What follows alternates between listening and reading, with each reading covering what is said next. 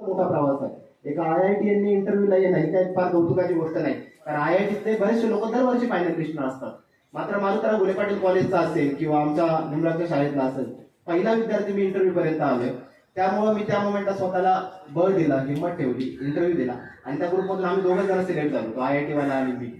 सांगायचंय मला हे की त्या मोमेंटला जर मी घाबरून गेलो असतो तर कदाचित इंटरव्ह्यू मी खराब दिला असता आणि सिलेक्शन झालं नसतं। आयुष्यामध्ये तुमच्या सोबत जेव्हा अशी स्पर्धा तुम्हाला दिसेल बाहेरच्या जगामध्ये, त्यावेळेस हिंमत ठेवण्याचं काम करा। आणि आपल्या ग्रामीण भागामध्ये ही गोष्ट सगळ्यात चांगली आहे। आता मी तुम्हाला सांगतो, मी सगळं शिक्षण मराठी माध्यमातून घेतलं 8वी पर्यंत। 8वीला सेमी इंग्लिश आलं।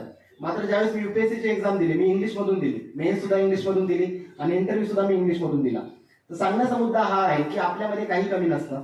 आपण स्वतःला वेळ देऊन स्वतःच्या चुकांवर जर काम केलं तर एक बऱ्यापैकी समृद्ध आपण घडू शकतो। आणि मित्राची गाडी घेतली, 150चं पेट्रोल टाकलं, कारण मी म्हटलं होतं रूमवर थांबलो तर